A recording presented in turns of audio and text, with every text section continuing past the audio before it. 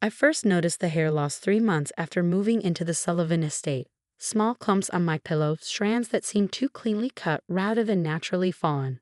My husband James dismissed my concerns with practiced ease. "Darling, it's just the stress of managing the estate," he'd say, his green eyes never quite meeting mine. Mother said it's common for new wives to feel overwhelmed. Ah yes, Mother. Victoria Sullivan, with her waist-length silver hair that never seemed to thin despite her age. She'd been oddly fixated on my thick black hair since James first introduced us, often reaching out to touch it during family dinners. "Such lovely hair," she'd murmur, her fingers lingering too long. "So full of vitality." I started waking up with headaches, feeling groggy even after a full night's sleep. The hair loss continued, always in neat sections, always while I slept. When I suggested installing security cameras in our bedroom, both James and Victoria vetoed the idea immediately. "The Sullivan estate has traditions, dear," Victoria said during breakfast, stirring her tea with precise movements. "Privacy is sacred here." But Marcus, our new head of security, didn't know about these traditions when he upgraded the estate's surveillance system. He caught me alone in the garden one morning, his expression troubled. "Mrs. Sullivan," he said quietly, "I think you should see something." The footage was from 3 nights ago. The timestamp read 3:33 am when Victoria entered our bedroom, wearing a long white nightgown, her silver hair loose around her shoulders. James was awake, standing by the window watching.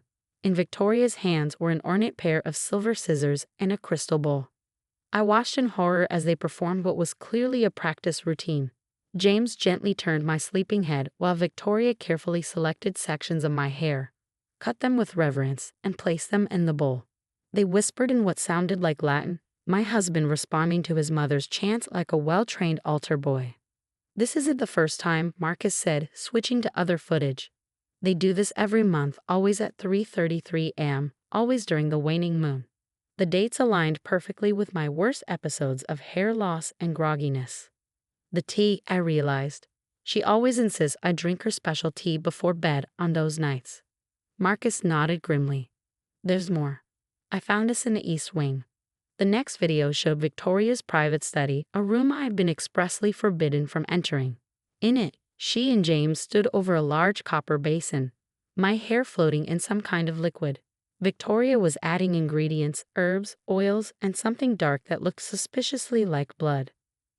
"Preserve our youth, maintain our beauty," they chanted. "Through sacrifice, through borrowed vitality." "I've seen this before," Marcus said quietly. "In my grandmother's village, they called it beauty theft, using another person's essence to maintain youth." That explained Victoria's ageless appearance, her mysteriously perfect hair. She was literally stealing my vitality. "James knows," I whispered. "He's helping her." "The male Sullivans always do," a voice said from the doorway. We turned to find Agnes, the elderly housekeeper who'd served the family for 40 years. "It's how she keeps them loyal," Agnes continued, her hands trembling slightly. "She takes from the wives and shares the youth with her sons." "Why do you think James still looks 25 at 38? The security footage continued to play, showing more ritual scenes. Victoria leading a procession of society women through the estate's underground chapel, each carrying crystal bowls of hair. James and other young-looking men assisting their elderly mothers in similar ceremonies. "It's not just the Sullivans," Agnes explained. "All the old families do it. They choose wives for their vitality, their life force. The prettier the hair, the stronger the essence." "How many wives?" I asked, though I feared the answer. "James had 2 before you," Agnes said softly. "They left after their hair started falling out. The lucky ones escape early. The others—" She didn't need to finish. The footage showed a hidden room filled with wigs, dozens of them, each labeled with a name and date. "Trophies," Marcus said, "like hunters mounting their kills." I touched my hair, understanding now why Victoria had been so insistent that I grow it out after the wedding. I was their crop, their sacrifice, their fountain of youth. "There's a gathering tomorrow night," Agnes whispered. "The dark moon ceremony. All the families come together to share their harvests." Marcus pulled up the security schedule. "The East Wing will be closed for a private event." Mrs. Sullivan personally approved the staff list. "Show me everything," I demanded. "Every footage, every entrance, every participant. For the next hour, we watched years of archived security footage that Marcus had discovered. Women entering the Sullivan estate looking vibrant and leaving months later, drained and hollow-eyed. Victoria hosting elaborate tea parties that were actually recruitment sessions for new victims. James and other sons learning the rituals at their mother's knees. Tonight, Victoria had said in one video, "You'll learn how to properly prepare your wife's tea. Remember, the dosage must be precise. Too little, she'll wake up. Too much." "What do you want to do?" Marcus asked as the last video ended. I thought of James, my husband, the man I trusted, watching me sleep while his mother harvested pieces of me. I thought of Victoria, wearing her stolen youth like a crown, teaching her son to betray his wives for beauty. First, I said, we gather evidence. Then we destroy their entire harvesting operation. The ceremony tomorrow, Agnes suggested. All the families will be there, all their victims' proof in one place. They'll be expecting me to drink the tea, I mused, but this time we'll be ready. Marcus nodded, pulling up the estate blueprints. I can have backup stationed here and here, but Mrs. Sullivan, you'll have to play your part perfectly. Oh, I will. I touched my steadily fitting hair. I've been cast as their sacrifice long enough. Time to become the destroyer instead. As we planned, I could hear Victoria's voice drifting up from her study, practicing the ceremony chants. Soon she would call me for our daily tea, watching with those ageless eyes as I drank my own destruction. But tonight, the tea would lead to a very different ritual. More tea, dear. Victoria's smile was honey poison as she lifted the silver pot. The afternoon sun caught her perfect hair, each strand a trophy stolen from women like me. Of course, mother. I watched her pour, noting the slight tremor in her hands. Excitement for tonight's ceremony, no doubt. Marcus had spent the morning documenting the estate's hidden spaces. Behind the wine cellar, beneath the chapel, a network of ritual rooms waited.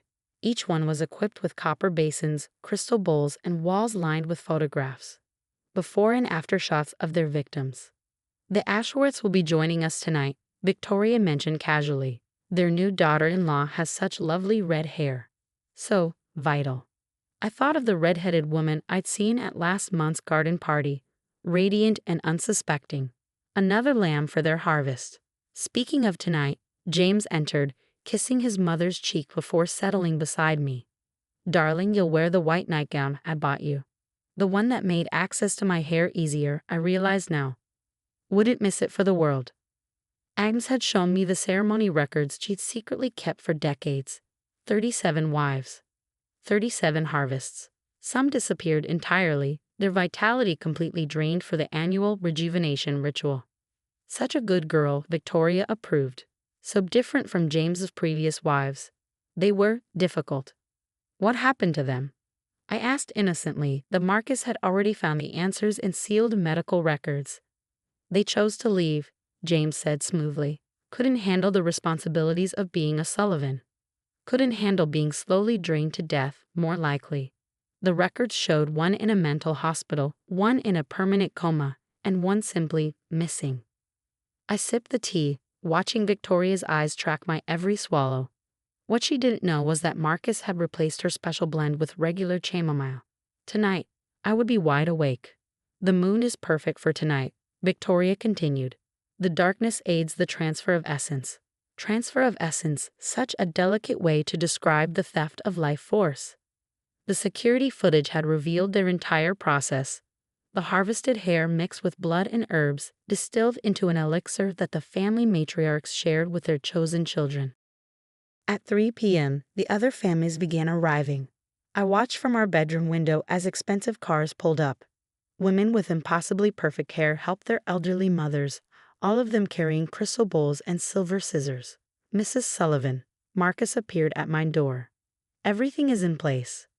We had contacted every surviving victim we could find. 15 women, all bearing the same scars, all willing to testify. The police would arrive at exactly 3:33 a.m. when the ceremony reached its peak. The cameras, I whispered, hidden in every ritual room. Detective Morrison has a live feed. At midnight, Victoria came to help me prepare. Her fingers lingered on my hair as she brushed it, practically salivating at the thought of harvesting it. "You'll make us so proud tonight," she murmured. "Your essence is particularly strong. James chose well this time." I thought of the hidden room's wigs, each one labeled with a wife's name and final harvest date. The ceremony began at 3 a.m. 20 elderly women in white, their sons beside them, gathered in the underground chapel. I recognized society names, old money faces, all of them part of this vampiric beauty cult. "Bring forth the new vessels," Victoria announced. 5 young wives were led forward, all drugged and docile. The redhead from the garden party swayed slightly, her eyes unfocused. "The harvest moon blesses us," the matriarchs chanted, "youth eternal through willing sacrifice." Willing, as if we had any choice. At 3:30 a.m., they positioned us over copper basins. I felt James's hands on my shoulders, steadying me for his mother's scissors. "Such beauty," Victoria whispered, selecting her first strand. "Such perfect sacrifice." 3:32 a.m., the scissors lifted. 3:33 a.m., the doors burst open. Police, nobody move. The chaos was magnificent. Society matriarchs dropped their crystal bowls, centuries of stolen youth shattering on stone floors. Sons tried to shield their mothers, only to be handcuffed alongside them. Victoria's face contorted with rage as Detective Morrison read her rights.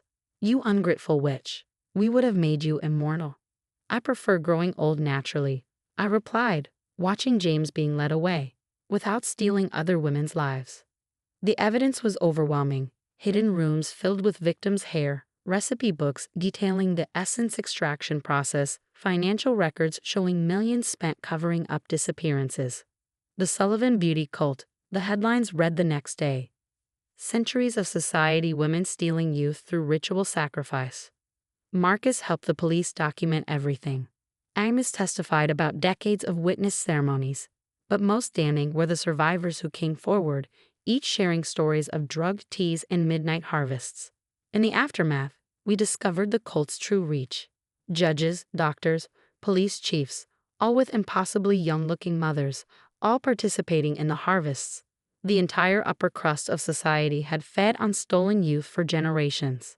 Victoria and her inner circle faced multiple charges: assault, false imprisonment, conspiracy.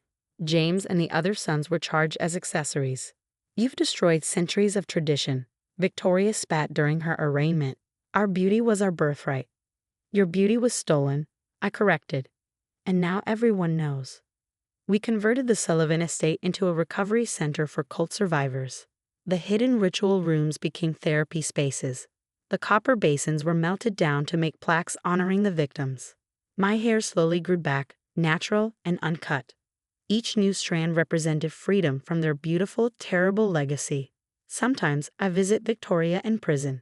Her hair is gray now, her true age showing.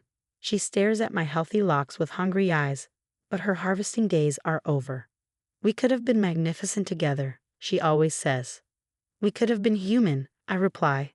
The society pages still whisper about the beauty cult, but the whispers are warnings now, a reminder that true beauty can't be stolen, only earned through living authentically, even if that means growing old with grace. 1 year after their arrests, I sat in Dr. Morrison's office, reviewing files from other suspected beauty cults across the country. The Sullivan case had cracked open a nationwide network of youth harvesting rings, each with its own twisted rituals. Seattle just found another group, the detective said, spreading out photos. They were using ballet schools as recruitment centers. Young dancers disappearing after special private performances. The images showed another hidden chamber, another collection of labeled hair. The same copper basins, the same crystal bowls. Victoria's influence had spread far beyond Boston's social circles. "The mothers are all connected," I noted, tracking financial records. Same Swiss banks, same offshore accounts. They called it the Preservation Fund. Marcus, now working as a consultant for cult investigations, entered with new security footage. "You need to see this. It's from Victoria's prison cell." The video showed my former mother-in-law receiving visitors, other society women who hadn't been caught. Even behind bars, she was holding court, teaching her methods. "The ritual cannot die," she whispered to them. "Our daughters must learn the old ways." "They're training the next generation," Marcus warned. "Younger women, harder to trace." We'd found Victoria's private journals during the estate cleanup, pages of detailed instructions for selecting victims. Choose those with no family connections. Strong hair indicates strong essence. The younger the vessel, the purer the harvest. James wrote to me from prison, his letters a mix of apology and justification. You have to understand, he pleaded. We were preserving something beautiful. Mother only wanted perfection to survive. I never responded. Let him rot with his perfectly preserved conscience. The recovery center welcomed new survivors daily, women with patchy, unevenly cut hair and hollow eyes. We offered them safety, therapy, and most importantly, the truth about what had been done to them. They called it beauty enhancement therapy, one victim testified. Said we were chosen for our special energy. By the time we realized what was happening, the drugs made it impossible to fight back. Ames helped identify more cult members from her years of service. The signs were always there, she said. Women who never age, mothers and daughters who looked like sisters, young wives who suddenly developed nervous conditions and disappeared. The society pages, once filled with glowing coverage of Victoria's charity galas, now ran exposes on the beauty cult's victims, photos of before and after, stories of survivors, warnings about recruitment tactics. They're still out there, Detective Morrison cautioned during a support group meeting. Adapting, evolving, trading crystal bowls for modern equipment, but the ritual remains the same. I touched my fully regrown hair, remembering the sound of silver scissors in the night. But now we know what to look for. We turned the Sullivan's ritual rooms into a museum of sorts, educating law enforcement about cult practices. The copper basins, the ceremonial scissors, the detailed logs of harvests. All evidence of humanity's desperate pursuit of eternal youth. Victoria's final appeal was denied last week. As they led her back to her cell, her once silver hair now stringy and gray, she called out to me. You could have been part of something eternal, she said. We offered you immortality. You offered me theft, I replied. There's nothing eternal about stolen time. The recovery center hosted its first graduation ceremony yesterday. 20 survivors, their hair growing back naturally, their eyes clear of fear. We burned Victoria's ritual books in the courtyard, watching centuries of toxic beauty standards turn to ash. James sent one last letter from prison. Mother still believes you'll understand someday. When age starts taking your beauty, you'll wish you'd let us preserve it. I wrote back a single line. Real beauty grows old. The society whispers have changed. Young wives warn each other about two perfect mothers-in-law. Suspicious tea is left untouched. Security cameras are installed in private rooms. The beauty cult's power lay in secrecy and shame. In the light of exposure, they're withering like flowers without water. Yesterday, I found my first gray hair. Instead of plucking it, I smiled. Let it grow. Let it shine. Let it be a symbol of beauty earned through living, not stolen through ritual. The copper basins are melted down. The crystal bowls are shattered. The silver scissors are evidence now, their harvesting days done. But somewhere, in shadowy corners of high society, mothers are still teaching daughters the old ways. The hunger for eternal youth never truly dies. So we stay vigilant. We tell our stories. We protect the next generation of potential vessels. Because real beauty can't be harvested. It has to be lived.